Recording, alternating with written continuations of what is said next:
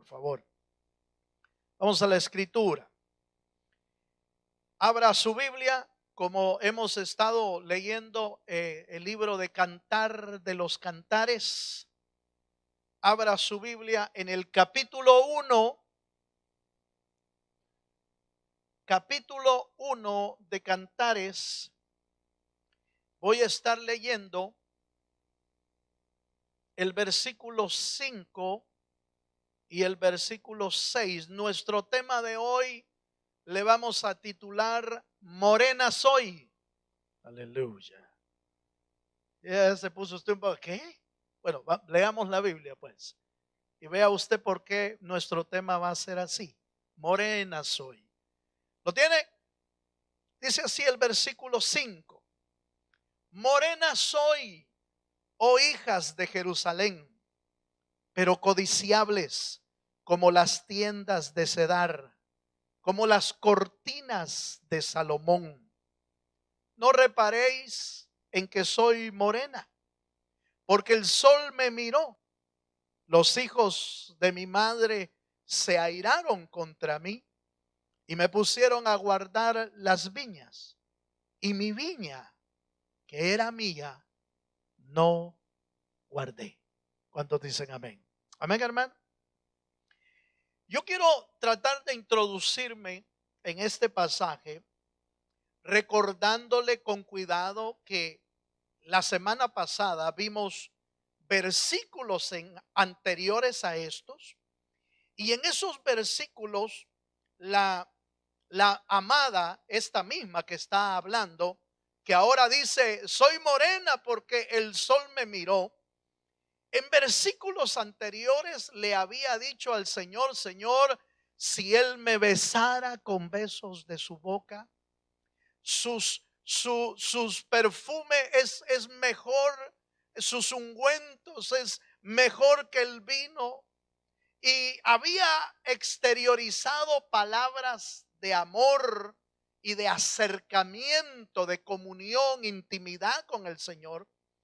Ahora resulta que la misma doncella enamorada, la misma doncella que se había reunido con el Señor para desbordar ese anhelo, ¿se acuerda? Ese anhelo de desear tres cosas del Señor, dijimos, ¿se acuerda?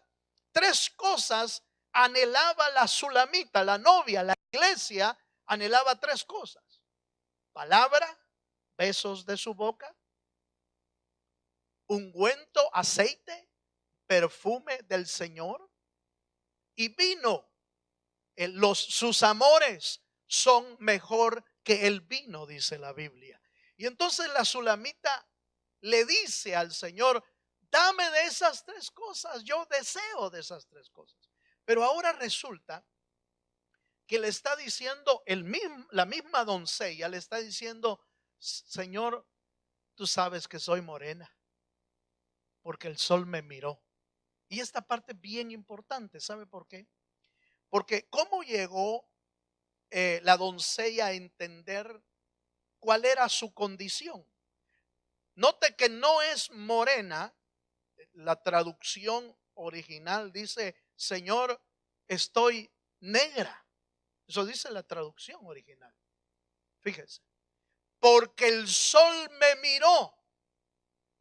Eso quiere decir que había trabajado, era una doncella que trabajaba en el campo, y que el trabajo la había fatigado a tal grado, y su cuerpo mismo había sido objeto de la inclemencia del sol.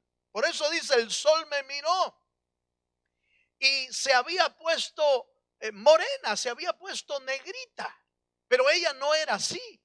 Fíjese.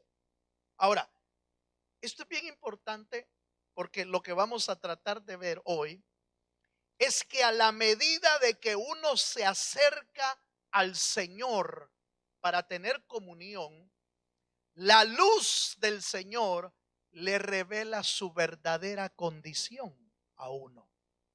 Oiga esto. Ella no había entendido realmente cuál era su condición. Pero después de haber tenido el acercamiento que dijimos la semana pasada, ahora se da cuenta su realidad, su, su, su manera de ser por dentro y por fuera. Y entonces yo estaba viendo en la Biblia que solo cuando uno se acerca a la luz de Dios es que uno se da cuenta de lo que realmente es. Aleluya. Porque mientras no te lo revela Dios, uno se cubre lo que realmente es.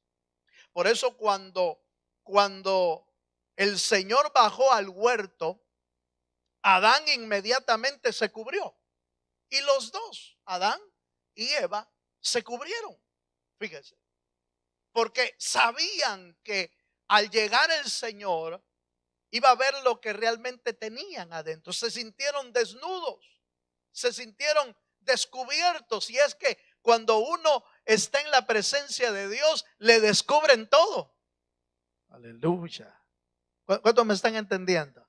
Ahora, este es lo interesante del amor entre Dios y la iglesia. Porque cuando te acercas más, entonces la luz de Dios alumbra hasta el último rincón de nuestra alma y descubre lo que hay en nosotros. Solo en la presencia de Dios se puede entender lo que uno tiene adentro. Porque si no es en la presencia de Dios, usted va a entenderme de que siempre mira a uno cómo se cubre. Pero delante de Dios, ¿cómo se cubre uno? No se puede cubrir. Entonces note, vaya conmigo a un versículo y déjeme mostrarle en primer lugar que lo que saca a luz lo que uno tiene es la luz del Señor, la presencia de Dios. Acompáñame a un pasaje, por favor. Salmo capítulo 36, versículo 9. ¿Cómo fue que esta doncella, esta sulamita, llegó a la conclusión de cómo estaba ella? Porque se acercó a la presencia de Dios. Se acercó a Dios, se acercó al rey, y entonces el rey le mostró por su luz admirable, le mostró su realidad. Salmo capítulo 36, versículo 9. ¿Lo tiene, hermano? Porque contigo está, oiga esto, porque contigo está el manantial de la vida. En tu luz, ¿qué? Veremos, ¿el qué? ¿Cómo es eso, hermano? En tu luz veremos la luz. Esto es interesante porque nosotros los seres humanos creemos muchas veces que estamos bien pero esa es nuestra luz humana. Pero cuando realmente vemos la luz del Señor, entonces entendemos cuál es nuestra realidad. Por ejemplo, ¿usted se acuerda de Isaías cuando tiene una visión y ve al Señor? Y dice la Biblia que Isaías cae postrado, cae de rodillas delante del Señor, de ver la gloria del Señor, y dice: ay de mí, soy muerto, porque mis ojos han visto al Señor y yo soy de labios inmundos, dice. ¿Cómo se dio cuenta que tenía labios inmundos? Cuando se acercó a Dios. Cuando se acercó al Señor, la luz del Señor revela todo lo que está dentro de nosotros. Entonces fíjese que una de las claves para que nosotros como creyentes, como iglesia, estemos preparados para cuando el Señor venga, una de las claves es estar cerca de Dios. Porque estando cerca de Dios es que entendemos quiénes somos y lo que necesitamos cambiar en nuestra vida. Déjeme planteárselo de esta manera. ¿No es cierto, hermano, que a veces el último que se da cuenta que está mal en uno es uno mismo? Todos ven a veces nuestra deficiencia y Dios también, pero uno no. Algo así, mire, voy a usar un ejemplo tal vez no muy bueno, pero me va a servir. algo así como el que tiene mal aliento. Aleluya. El que tiene mal aliento no se da cuenta que tiene mal aliento. Pero todos los demás sí se dan cuenta. Ya todos están. No, espérese. Pero es cierto. Es cierto. No se da cuenta, él no se da cuenta. O ella no se da cuenta. Y como nadie se anima a decirle tampoco, ¿va? Porque qué pena. Ay, no. Aunque en los cumpleaños le regala una gran botella de, de- de agua, eh, pero tampoco entiende.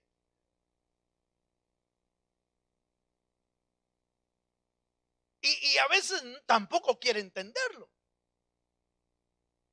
Porque el único que puede convencernos de nuestros errores es Dios.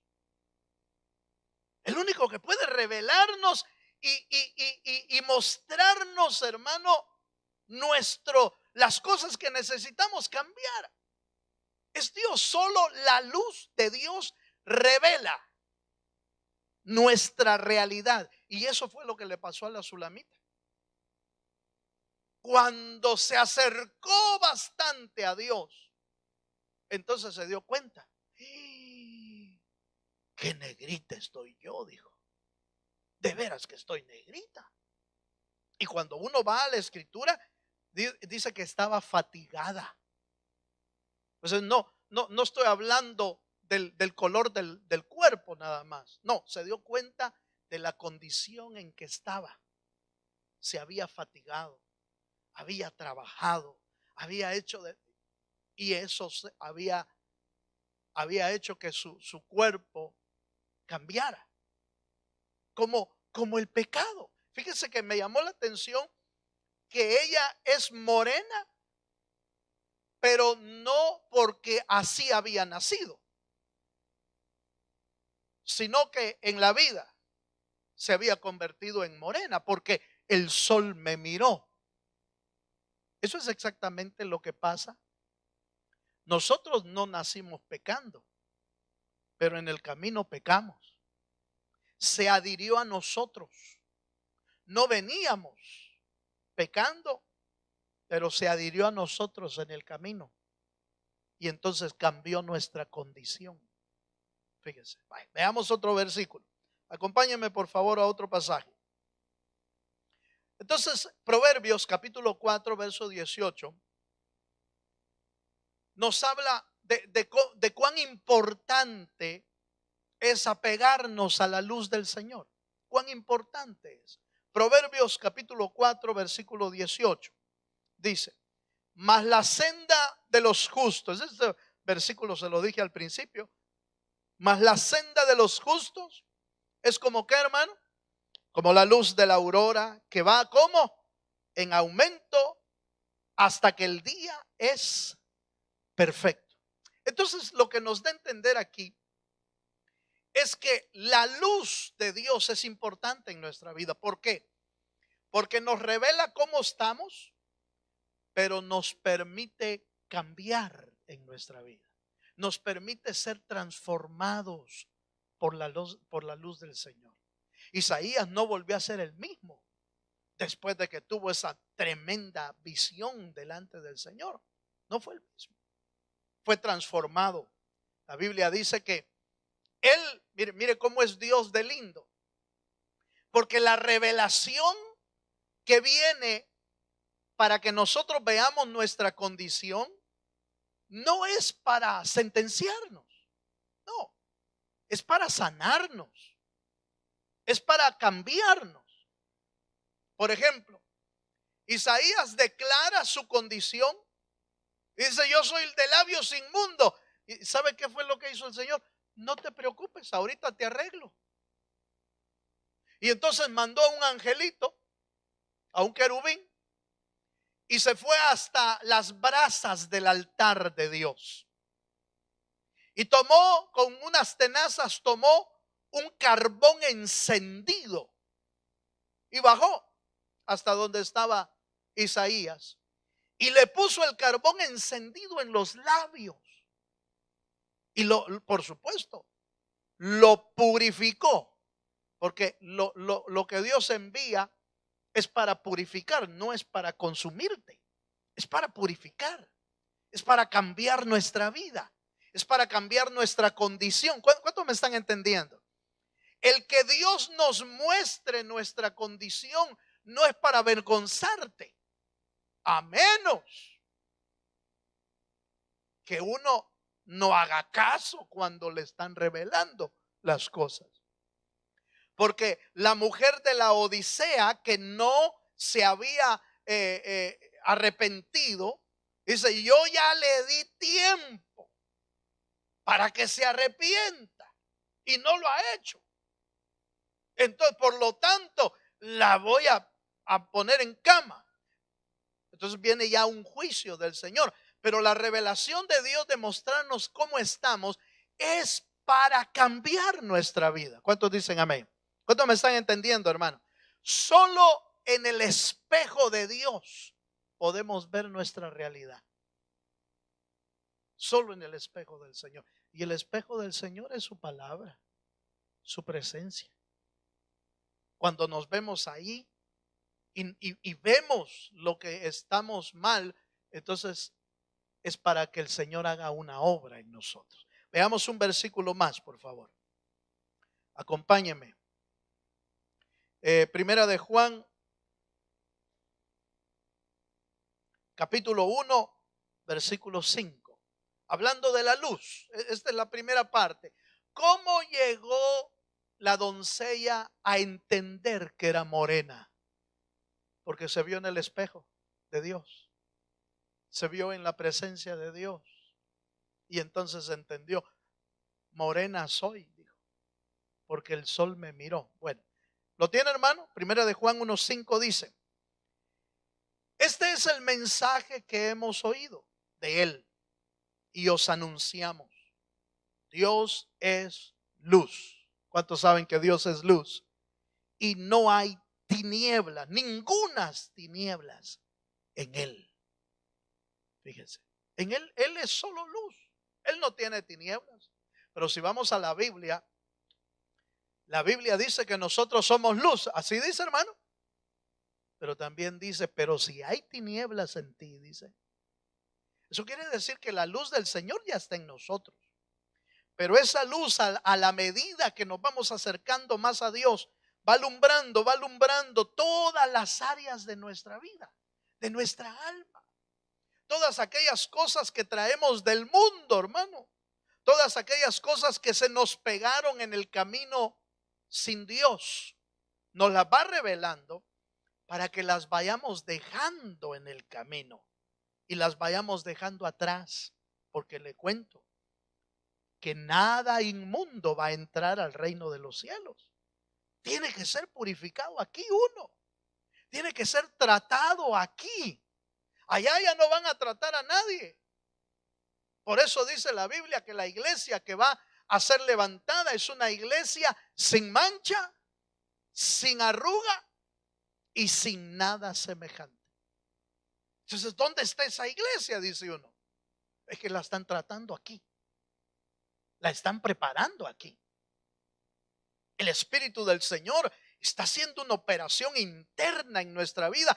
Y para hacer ese cambio, nos alumbra con su luz, con su presencia, nos alumbra y nos muestra nuestra realidad.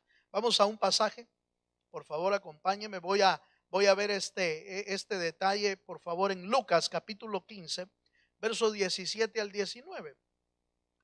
Fue hasta que vino la luz del Señor que el hijo pródigo entendió que estaba mal. Por ejemplo, fíjense, Lucas capítulo 15, versículo 17 al 19. ¿Lo tiene, hermano? Dice: y volviendo en sí. ¿Cómo fue que volvió en sí, hermano? ¿Cómo habrá vuelto en sí? La luz de Dios le mostró su verdadera condición. Y si volviendo en sí dijo: ¿cuántos jornaleros en casa de mi padre tienen abundancia de pan? Y yo aquí perezco de hambre. Me levantaré e iré a mi padre y le diré: Padre, he pecado contra el cielo y contra ti. Ya no soy digno de ser llamado tu hijo. Y hazme como a uno de tus jornaleros. Hasta que se había acabado todo, el hijo pródigo, hasta que había llegado hasta comer algarrobas, la comida de los cerdos, hasta que estaba en una condición pero hecha pedazos, dice la Biblia, y volvió en sí. Yo creo, y esta es mi opinión, y yo creo que es así. Yo no creo que su mente lo hizo entender su condición, porque la Biblia dice con claridad que dejó al Consolador, al Espíritu. Esto lo vimos el día martes. Y dice: y Él os convencerá de pecado y de juicio. ¿Quién es el que convence entonces que uno ha pecado? El Espíritu. Uno no lo reconoce. Uno se oculta. Uno se escapa. Pero el que le hace entender que ha pecado es el Espíritu. Por eso dice: y el Espíritu del Señor que va a dejar, que dejó el Señor, os convencerá de pecado y de juicio. Como dando a entender, el hijo pródigo se dio cuenta de su condición porque el Espíritu lo convenció. Y entonces volvió en sí. Solo vuelve en sí uno cuando el Espíritu del Señor lo convence y dice: de plano, yo estoy en la pura posilga. Yo estoy hecho pedazos en realidad. Y lo que he dejado allá en la casa de mi padre, ¿qué estoy haciendo aquí? Comiendo algarrobas, comiendo comida de cerdito. ¿Qué estoy haciendo aquí si en la casa de mi padre hay mucha abundancia y comida? Hasta entonces se da cuenta uno. Cuando anda en el pecado, no. Mira, le dicen cuando anda la gente en el pecado: mira, allá está tu esposa, anda, mira, no hagas eso, anda, ¿qué? Dice, ¿qué? Por tus hijos, hombre, no malgastes eso en el alcohol, en la droga. Mira, tus hijos te están esperando en casa. ¿Qué? Porque no puede verlo, no puede entenderlo. El pecado ciega los ojos y la mente. Entonces no puede ver su realidad. Yo me acuerdo, fíjese, hermano, allá en El Salvador, cuando íbamos a la casa. Yo iba a la casa muy joven todavía, pero recuerdo yo que en el fin de semana que veníamos en el bus, todavía no teníamos carro, el Señor no nos había provisto eso, pero veníamos en el bus. Siempre me encontraba un señor que ya era viernes, entonces él ya iba, pero en zumba, ya iba agarrado, y siempre llevaba pollo campero, como para, fíjese, pero yo entendía que llevaba para que los medios lo perdonaran. Siempre hacía eso. Iba, hermano, pero bolo, pero ya cayéndose. Pero el pollo no se le caía. Y hablaba y se ponía a hablar. Y la gente, yo recuerdo que la gente le decía: mira, ¿y por qué andas tomando? ¿Qué? Mi dinero es mi dinero. Yo para eso trabajo, decía. Y yo por eso no. Y decía él sus argumentos, ¿verdad? Sus argumentos de por qué iba tan bol todos los fines de semana. Y llevaba su pollito para que quizás los niños que son muy inocentes y se pueden alegrar hasta con un dulce, ¿va? pero la quincena ya se la había gastado. Ya no iban a tener, después de ese pollito, a saber si iban a tener. Pero no miraba. Por más que la gente le decía, yo me acuerdo que muchos de los que iban ahí, éramos los mismos los que íbamos ahí. Le decía, ¿y por qué andas tomando? ¿Por qué estás gastando tu dinero? ¿Por qué estás echándolo a perder? ¿Qué? Decía. No miraba. Yo me imagino al hijo pródigo, hermano, bebiendo, tomando, porque dice que lo malgastó todo su dinero. Lo malgastó. Yo me imagino que mientras tenía plata, tenía amigos. Aleluya. Cuando se le acabó, como que ahí se van los amigos. Porque ya no había quien pagara la ronda. Ya no había quien pagara la roquera. Ya no había. Entonces, ¿cuántos años pasó viviendo así y nunca volvió en sí? ¿Por qué nunca volvió en sí? Porque el espíritu no lo había convencido todavía. Y no porque no hubiera trabajado el espíritu. Esto es lo que más me llama la atención. Que uno se puede oponer al espíritu todavía. El espíritu puede mostrarte y uno puede decir, está bien, el otro domingo me arreglo. Como los que a veces uno evangeliza. Dice, mire, vaya al culto. Sí, el otro domingo llego, dice. Mire, ahí me llama, lo puedo llamar por teléfono para venir a buscarlo. ¿Cómo no? Anote ahí y le dan el número y no es el número. Así nos pasó por ahí un día de estos. No es el número. No existe el número. ¿Por qué? Porque no quieren que les llame. Entonces uno le pueden estar mostrando con la luz de Dios y uno resistirse y oponerse al cambio de Dios. Bienaventurados los que la luz de Dios les revela su condición y entonces toman la actitud correcta. Señor, yo quiero ser cambiado. Esa es la actitud correcta. Leamos un pasaje más. Acompáñenme, por favor. Vayamos a un versículo aquí. Quiero mostrarle en el versículo 6 de Cantares, 1:6. ¿Lo tiene, hermano? Dice, no reparéis en que soy morena, porque el sol me miró, y los hijos de mi madre, esta parte me interesa. Me interesa que le ponga atención a esto. No reparéis en que soy morena, porque el sol me miró. Los hijos de mi madre se airaron contra mí y me pusieron a guardar las viñas. Aquí hay dos cosas importantes. La primera es que uno se puso a trabajar tanto que se descuidó de la obra de Dios. ¿Sabe por qué la iglesia no va a estar preparada cuando el Señor venga? No toda la iglesia va a estar preparada, porque muchos los absorbe más el trabajo cotidiano, los placeres de la vida, los negocios, la atención de la tierra, y lo absorbe a veces tanto a uno que descuida lo que debe ser más importante para nuestra vida, y es prepararnos para cuando Cristo venga. Entonces dicen amén, hermano. Así es. Lo más importante de nuestra alma es prepararnos.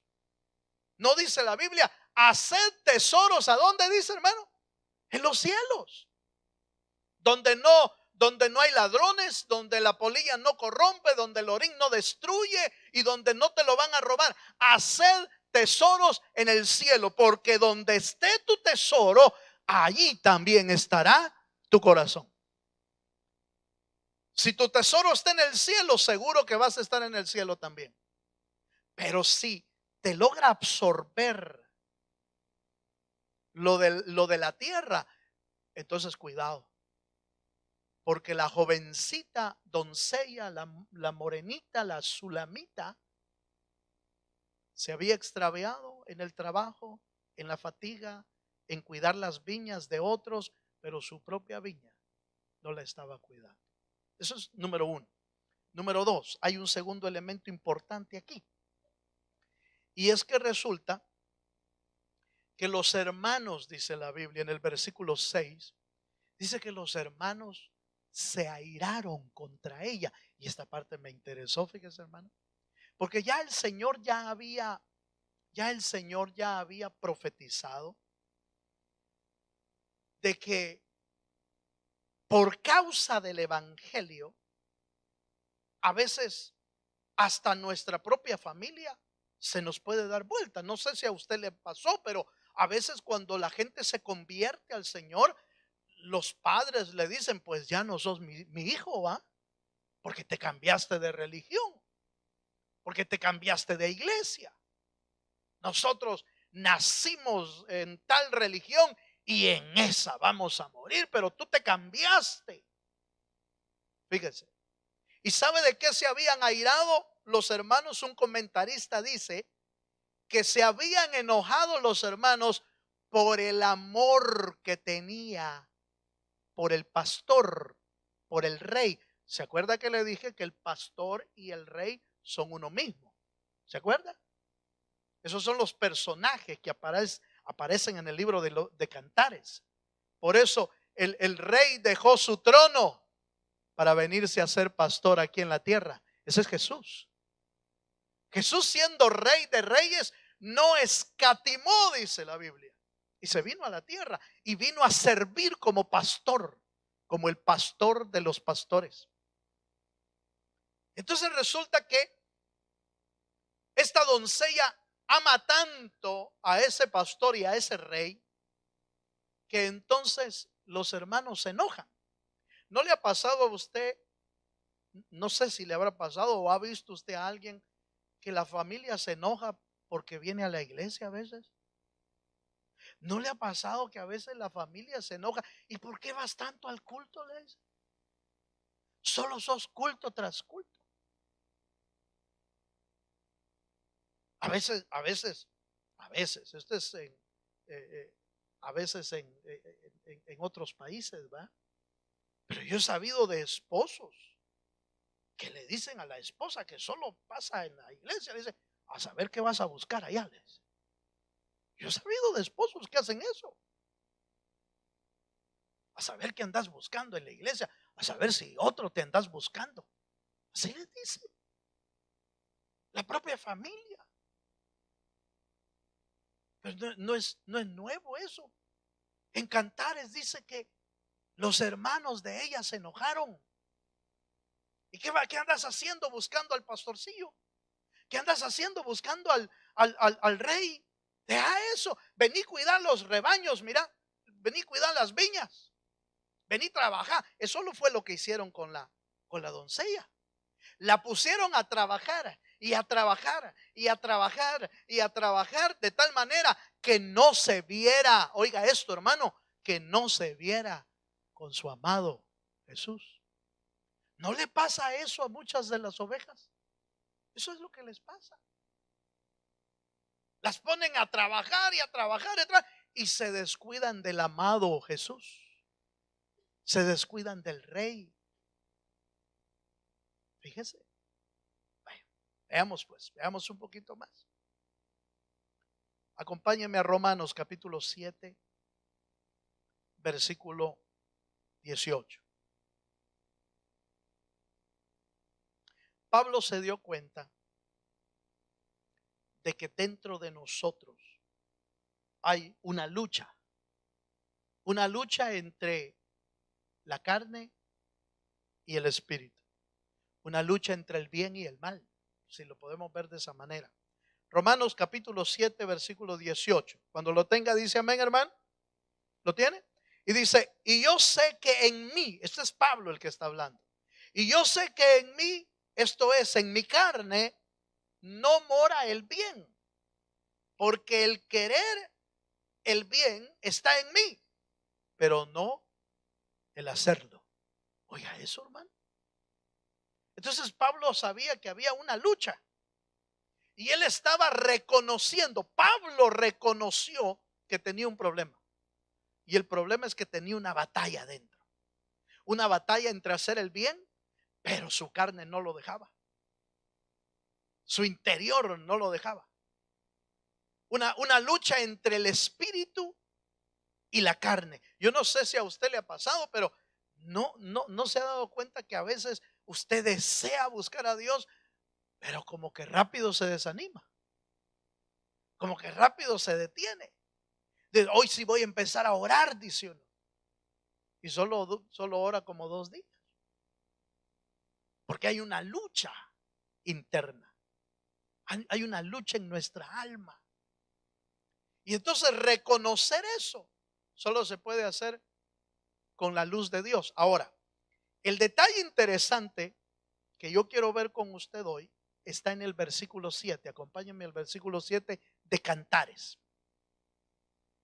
Ya la doncella ya entendió que es morena, que está fatigada, que está cansada. Sus hermanos la habían puesto a trabajar más y entonces ella se había descuidado. Cuidado, hermano, con descuidar nuestra alma delante del Señor. Que nada te aparte de buscar al Dios de los cielos. Que nadie te aparte de estar en su presencia. ¿Cuántos dicen amén, hermano? Versículo 7 del capítulo 1 de Cantares dice: hazme saber, oh tú, a quien ama mi alma, ¿dónde apacientas? ¿Dónde cesteas al mediodía? Pues ¿por qué había de estar yo como, qué dice, hermano? Como errante junto a los rebaños de tus compañeros. Por favor, yo quiero que usted logre ver el orden de los versículos. En el versículo 5 ella dice: yo soy morena. Fíjense, reconociendo que era ella.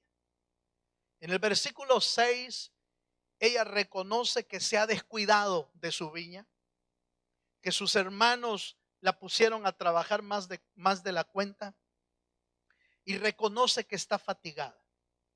Pero en el versículo 7 ella toma una decisión importante, y la decisión es buscar a Dios.